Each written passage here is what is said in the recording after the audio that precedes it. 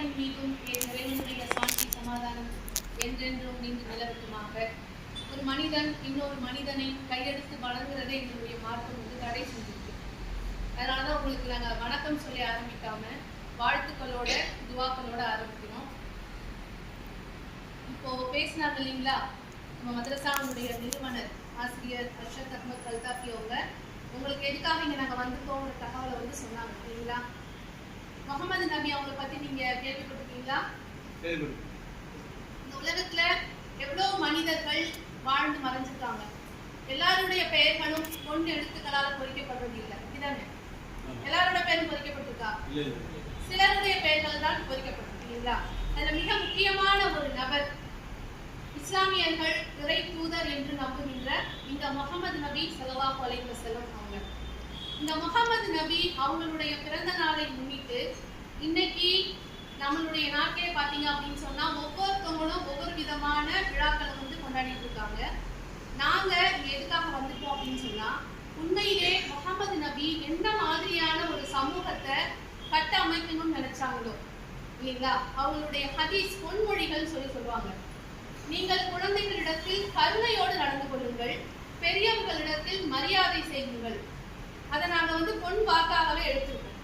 இன்னைக்கு பொதுவா இஸ்லாமியர்கள் அப்படின்னாலே தொழுகை, வணக்கம், சில விஷயங்கள் மட்டும்தான் மக்களுக்கு தெரியும். ஆனால் முகமது நபி ஸல்லல்லாஹு அலைஹி வஸல்லம் அவங்க இந்த உலகத்துக்கு ஒரு ஆன்மீகத்தை மட்டும் கற்றுக் கொடுக்கல. அவங்க அதிகமா மக்கள்கிட்ட வலியுறுத்தின விஷயம் என்ன அப்படின்னு பாத்தீங்கன்னா, நீங்கள் மனிதர்களோடு இணக்கமாக இருங்கள், உங்கள் குடும்ப உறவுகளோட பிரியமா இருங்க, உங்களுக்கு இடையில நீங்க பிணங்கிக்காதீங்க, மக்களுக்கு இடையில பாரபட்சம் காட்டாதீங்க.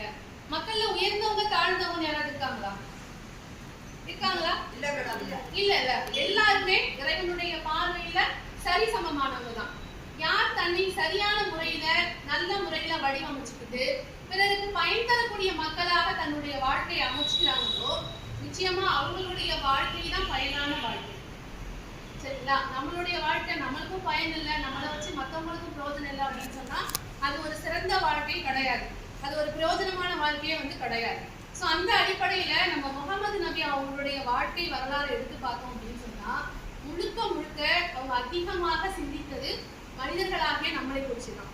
நம்ம எல்லாம் ஒற்றுமையாக ஒரு சிறந்த வாழ்க்கையை வாழணும். இன்னைக்கு நம்ம வெளியில பார்க்கும்போது மதங்கள் இந்த மாதிரியான சில பிரிவுகள் மக்கள்கிட்ட இருக்கலாம். ஆனால் முகமது நபி ஸல்லல்லாஹு அலைஹி வஸல்லம் சொல்றாங்க, இந்த உலகத்துல பிறக்கக்கூடிய எல்லா குழந்தைகளுக்கும் ஒரே மாதிரியான இயல்பு தான். பிறக்கிற குழந்தையில ஏதாவது டிஃபரன்ஸ் இருக்கா? முஸ்லீம்கள், முஸ்லீம் அல்லாதவர்கள் ஏதாவது இருக்கான்னு பார்த்தா கிடையாது. எல்லாமே இறைவனுடைய அருளை கொண்டு சிறந்த சிந்திக்கக்கூடிய பிள்ளைகளாகத்தான் இந்த உலகத்துல பிறகுது. ஸோ அந்த அடிப்படையில நம்மளுடைய வாழ்க்கையில சில மாற்றங்கள் அவ்வளவுதான்.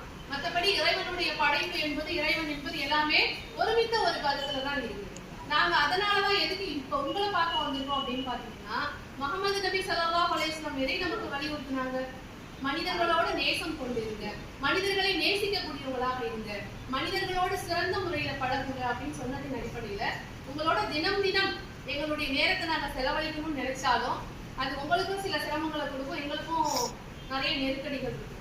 ஸோ குறைந்தது அவங்களுடைய பிறந்த நாளை நினைவு கூறக்கூடிய இந்த ஒரு நாள்ல உங்களோட சேர்ந்து உங்களுடைய சுக துக்கங்கள்ல பங்கெடுக்கக்கூடிய சக மனிதர்களாக நாங்கள் இங்க வந்திருக்கிறோம். இறைவன் நம்ம எல்லாருக்குமே நேர்வழியை கொடுக்கணுங்கிற துவாவோட நான் விடைபெறுகிறேன்.